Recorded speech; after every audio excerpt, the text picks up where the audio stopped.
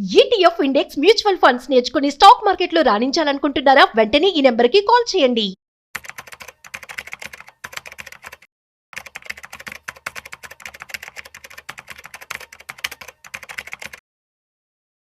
నమస్తే, welcome to Suman TV. నేను Udayasri. Present మనతో ఉన్నారు stock market analyst Sundar Ram Reddy గారు. వారితో మాట్లాడదాం. నమస్తే అండి, వెల్కమ్ టు అవర్ స్టూడియో. నమస్తే మ్యామ్. సుందర్ రామ్ రెడ్డి గారు, ఆర్బీఐ ఈసారి భారత గవర్నమెంట్ కి 2.68 లక్షల కోట్ల డివిడెండ్ ఇచ్చింది. ఇంత పెద్ద మొత్తంలో ఇవ్వడం అంటే ఇవి తరచుగా ఇంత పెద్ద మొత్తంలో ఆర్బీఐ నుండి అందుతుందా? ఈసారి ఇంత పెద్ద మొత్తంలో రావడాన్ని ఎట్లా చూడాలి? అసలు ఇంత లాభాలు ఆర్బీఐ ఎట్లా పొందుతోంది? ఆర్బీఐ వాళ్ళకి మిగిలిపోయిన అమౌంట్ ని సెంట్రల్ గవర్నమెంట్ కి డివిడెండ్ లా పంచడం మామూలే అండి. యాక్చువల్ గా గవర్నమెంట్ ఓనర్షిప్ ఉన్న ప్రతి enterprises either non government organization or non profit or profit organization మొత్తం కూడా గవర్నమెంట్ కంట్రోల్లో ఉన్నాయంటే ఎంతో కొంత గవర్నమెంట్ కి డివిడెండ్ డిక్లేర్ చేస్తూ ఉంటాయి. లైక్ హెచ్ఏఎల్ ఉంది అండ్ బిహెచ్ఏఎల్ ఉంది అండ్ హెచ్ఎంటీ ఉంది. అలాగనే ఆర్బీఐ కూడా ఒక ఆర్గనైజేషన్, రైల్వే లాగా అనమాట ఇవన్నీ కూడా. అందుకని కొన్ని అయితే ప్రాఫిట్ మేకింగ్ చేస్తేనేమో గవర్నమెంట్ షేర్ వాళ్ళకి పంచుతూ ఉంటారు, కొన్ని అయితే లాస్ మేకింగ్ ఉంటాయి కాబట్టి గవర్నమెంట్ కి ఎలాంటి షేర్ పెంచరు. యాక్చువల్ గవర్నమెంట్ వాళ్ళు ఈ సంవత్సరం మొత్తం మీద వాళ్ళ పబ్లిక్ సెక్టార్స్ దగ్గర నుంచి అంటే 2.5 lakh crore డివిడెండ్ ఎక్స్పెక్ట్ చేశారు. అయితే సర్ప్రైజింగ్ గా ఒక RBI alone 2.6 lakh crore as a dividend గా ఇచ్చిందండి. అది ఎంత పెద్ద అంటే టోటల్ బడ్జెట్ 50 లక్షల కోట్లు ఇండియాలో, ఇది ఇచ్చిన వాటా అనేది ఆల్మోస్ట్ 7% దాకా ఇచ్చిందండి. అంత పెద్ద మొత్తం ఇవ్వటం సర్ప్రైజ్ అనేం కాదు, కానీ ముందే అందరికి ఐడియా ఉంది అంతకంత. గత 2-3 years నుంచి కూడా ఇది బాగా ఇస్తుంది అనమాట అమౌంట్. అండ్ మామూలుగా మనం చూసుకుంటే ఆర్బీఐ సెంట్రల్ గవర్నమెంట్ కి ఇచ్చింది జస్ట్ 65,000 crores అండి. అండ్ 2017 లో అయితే ఓన్లీ 30,000 crores ఇచ్చింది. అండ్ 2018 లో మళ్ళీ అగైన్ 50,000 crores ఇచ్చింది. 2019 లో 1.7 lakh crore ఇచ్చారు. అండ్ కోవిడ్ అప్పుడు 57,000 crores ఇచ్చారు. తర్వాత 2021 లో 99,000 crores ఇచ్చారు. మళ్ళీ తగ్గింది 22 లో 30,000 crores ఇచ్చారు. తర్వాత 23 లో 87,000 crores అండ్ 24 లో 2.1 lakh crore. ఎప్పుడైతే 2 lakh crore దాటిచ్చారో ఆటోమేటిక్ అందరికి హోప్స్ పెరిగింది, ఆర్బీఐ నుంచి కూడా సెంట్రల్ గవర్నమెంట్ ఎక్కువ వస్తాయి.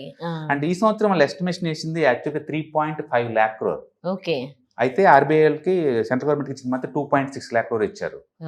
అంటే బ్యాలెన్స్ షీట్ పరంగా చూసుకుంటే ఇది 3.5 lakh crore ఇచ్చే కెపాసిటీ ఉంది ఆర్బీఐ దగ్గర ఇప్పుడు.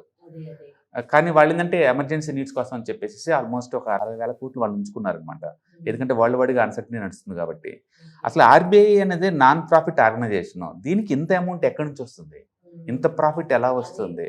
ఒకటి, వీళ్ళు ఇండియా మొత్తానికి సెంట్రల్ గవర్నమెంట్ తరఫున బ్యాంకర్ అండి. గవర్నమెంట్కి కావాల్సిన అప్పులు కానీ గవర్నమెంట్కి కావాల్సిన ఫండింగ్ నీడ్స్ కానీ మొత్తం కూడా ఆర్బీఐ చూసుకుంటుంది.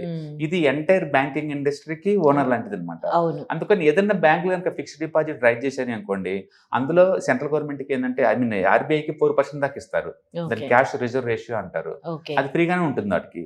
మళ్ళీ అదే బ్యాంక్ డబ్బు కావాలంటే మాత్రం ఇది వడ్డీకి ఇస్తుంది. అట్లా కొంత వడ్డీ మిగులుతుంటుంది. ఇది కూడా ఫారెక్స్ ట్రేడింగ్ చేస్తుందండి. అంటే డాలర్స్ తక్కువ రేట్లో ఉన్నప్పుడు కొంటాం, అబ్నార్మల్ గా పెరిగింది అనుకోండి దీని వెంటనే డిస్కార్డ్ చేయడం చేస్తూ ఉంటుంది. లాస్ట్ ఇయర్ ఒక ఫారెక్స్ ట్రేడింగ్ ద్వారా 1,00,000 కోట్లు సంపాదించిందండి ఆర్బీఐలో. అందుకని ఎప్పుడైనా ఇంటర్నేషనల్ మార్కెట్ లో ఏదైనా కరెన్సీ డ్రాప్ అవుతుంది అనుకోండి, వీళ్ళకి డాలర్ పర్టికులర్ రిజర్వ్ కరెన్సీ కాబట్టి వాళ్ళు దాన్ని కొనేస్తా ఉంటారు తగ్గినప్పుడల్లా, అంటే పెరిగినప్పుడల్లా అమ్ముతా ఉంటారు. ఆ రూట్ లో మనీ వస్తూ ఉంటుంది. 3, గవర్నమెంట్ తరఫున ఇది ఆప్షన్ చేస్తూ ఉంటుంది బాండ్స్ వీటన్నిటిని, వాటి వల్ల కూడా కొంత వస్తూ ఉంటుంది. అలాగే కరెన్సీ ప్రింట్ చేసినప్పుడు కూడా అమౌంట్ డిఫరెన్స్ వస్తుంది. ఫర్ ఎగ్జాంపుల్ ఒక 500 రూపీ నోట్స్ ని ప్రింట్ చేసింది అనుకోండి, దాని కాస్ట్ ఒక 50 రూపాయలు అయింది అనుకోండి, మిగతా 450 రూపాయలు కూడా ఆర్బీఐ ప్రాఫిటే. అంటే కరెన్సీ ప్రింట్ చేసినప్పుడు మ్యానుఫ్యాక్చరింగ్ కాస్ట్ పోంగా, ప్రింటింగ్ కాస్ట్ పోంగా, మిగిలిపోతే అడ్డపంత కూడా ఆర్బీఐదే. అలా కరెన్సీ ప్రింట్ చేసినప్పుడు గవర్నమెంట్ తరఫున బాండ్స్ బై సెల్ చేసినప్పుడు ఈ ఫారెక్స్ లో అప్ అండ్ డౌన్స్ వల్ల ఈవెన్ గోల్డ్ కూడా అప్పుడప్పుడు కొంటా ఉంటుంది సెంట్రల్ బ్యాంక్స్. పెరిగినప్పుడు ఎంతకంత ఇంటర్నెట్ మార్కెట్ అమ్మేస్తా ఉంటారు.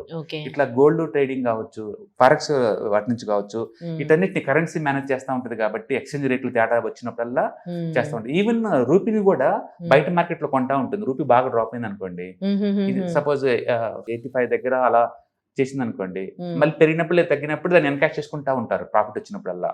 అట్లా ఈ ఫారిన్ ఎక్స్చేంజ్ లో ఉన్న అప్ అండ్ డౌన్ ఎన్కాష్ చేసుకుంటా ఉంటారు. కరెన్సీ ప్రింటింగ్ చేసినప్పుడు ప్రింటింగ్ కాస్ట్ బాగా డబ్బులు మిగులుతూ ఉంటుంది, అలా ఉంటుంది. గోల్డ్ లేదా డాలర్ అప్ అండ్ డౌన్ అవుతున్నప్పుడు ఆ డిఫరెన్స్ ఎన్కాష్ చేసుకుంటారు. ఇట్లా ఇయర్ మొత్తం మీద ఇది రఫ్ గా 2 to 3 lakh crore సంపాదిస్తుంది లాస్ట్ 2-3 years పర్టికులర్ గా. పెట్టుబడులు లాంటివి పెడుతుందా బయట దేశాల్లో యాక్చువల్ చాలా బ్యాంక్స్ పెడతా ఉంటాయండి, జపనీస్ బ్యాంక్ లాంటివి.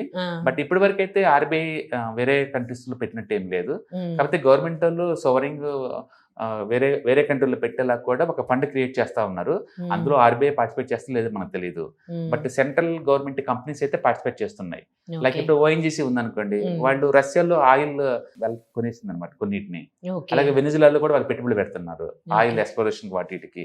అట్లా గవర్నమెంట్ కంపెనీస్ అన్ని ఇంటర్నేషనల్ లెవెల్లో కూడా బిజినెస్ ఆపర్చునిటీ ఎక్స్ప్లోర్ చేస్తూ ఉంటారు. ఆర్బీఐ కూడా మేబీ ఫ్యూచర్లో చేయొచ్చు. ప్రస్తుతానికైతే ఆర్బీఐ అనేది ఒక సెంట్రల్ బ్యాంకర్, గవర్నమెంట్ తరఫున ఫైనాన్షియల్ నీడ్స్ మొత్తం కూడా చూసుకుంటూ ఉంటుంది కాబట్టి వాటిని మేనేజ్ చేసుకున్నందుకు వచ్చిన అమౌంట్ అనమాట.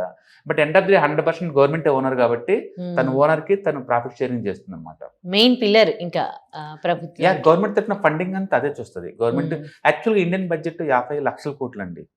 అయితే గవర్నమెంట్ కి వచ్చే ఇన్కమ్ లో నుంచి ఎక్స్పెండిచర్ తో కంపేర్ చేసినప్పుడు సంవత్సరానికి ఆల్మోస్ట్ 14 లక్షల కోట్ల గ్యాప్ వస్తుంది. అంటే రెవెన్యూతో పోల్చుకుంటే ఎక్స్పెండిచర్ ఎక్కువ ఉంటుంది. మనం దాన్ని ట్రేడ్ డిఫిషియట్ అంటాం. ఆ ట్రేడ్ డిఫిషియట్ ఫిల్ అవ్వాలి అంటే ఆర్బీఐ ద్వారా అది బాండ్స్ ని ఆక్షన్ చేయటాలు లేదా వేరే చోట మనీ రైజ్ చేయటం లాంటివి చేస్తూ ఉంటారు అనమాట. అందుకని గవర్నమెంట్ ఎప్పుడైనా ఫండింగ్ కావాలి అంటే, మనీ రిక్వైర్మెంట్స్ ఉంది అంటే వయా విత్ ఆర్బీఐ ద్వారా బాండ్ సేల్ చేస్తూ ఉంటారు అనమాట. మళ్ళీ బాండ్ సపరేట్ బైబ్యాక్ చేస్తూ ఉంటారు. అట్లాగే సిస్టమ్ కావాల్సిన లిక్విడిటీని ప్రొవైడ్ చేస్తూ ఉంటారు. అలాగే ఇండియాలో ఏదైనా ఇన్ఫ్లేషన్ పెరిగింది అనుకోండి, దాని కంట్రోల్ కోసం వడ్డీ రేట్లు పెంచడం, లిక్విడిటీ పెంచాలనుకోండి, ఇన్ఫ్లేషన్ కంట్రోల్ పెట్టాలనుకోండి వడ్డీ రేట్లు పెంచుతారు. మరీ తక్కువ ఇన్ఫ్లేషన్ వస్తుంది అనుకోండి, ఇన్ఫ్లేషన్ పెంచడం కోసం, డిమాండ్ పెంచడం కోసం వడ్డీ రేట్లు బాగా డ్రాప్ చేస్తూ ఉంటారు. అట్లా as a central bank entire monetary system అంతా కూడా సెంట్రల్ బ్యాంక్ తరపున, అది గవర్నమెంట్ తరపున ఈ బ్యాంక్ చూసుకుంటా ఉంటుంది ఆర్బీఐ. అట్లా ప్రతి కంట్రీలో కూడా ఒక సెంట్రల్ బ్యాంక్స్ ఉంటుంది గవర్నమెంట్ తరపున. మానిటరీ పాలసీ మొత్తం వాళ్ళు మేనేజ్ చేస్తా ఉంటారు అనమాట. అది పేరుకి నాన్ ప్రాఫిట్ ఆర్గనైజేషన్ అనే కానీ అవి కూడా మనీ మేక్ చేస్తా ఉంటాయి. అవి వచ్చినప్పుడు కొంత ప్రాఫిట్ ని వాళ్ళ ఓనర్ అంటే సెంట్రల్ గవర్నమెంట్ వాళ్ళకి షేర్ చేస్తా ఉంటారు. Last year almost 2.1 lakh crore ఇచ్చారు. ఈ సంవత్సరం యాక్చువల్ గా వాళ్ళకి తెలుసుకుంటే 3.5 lakh crore కూడా ఇవ్వచ్చు. బట్ 2.6 lakh crore వచ్చేసి మిగతాది ఎమర్జెన్సీ నీడ్స్ కోసం కొంత డబ్బు ఉంచుకుంది అనమాట. అంటే కరోనా వరకు చూసుకుంటే అప్పటి వరకు అట్లా పెరుగుతూ వచ్చింది. కరోనా తర్వాత కొంచెం తగ్గింది. ఆ తర్వాత 2-3 years నుంచి బాగా పర్టికులర్ గా ఈ టైంలో ఏంటంటే వరల్డ్ వైడ్ గా అన్సర్టనిటీ నడుస్తుంది. అంటే రీసెంట్ గా పాకిస్తాన్ ఇండియా వార్ అప్పుడు కూడా చాలా ఖర్చు అయింది వాళ్ళకి. అండ్ డిఫెన్స్ బడ్జెట్ 50,000 కోట్లు పెంచారు రీసెంట్ గా, 50,000 కోట్లు.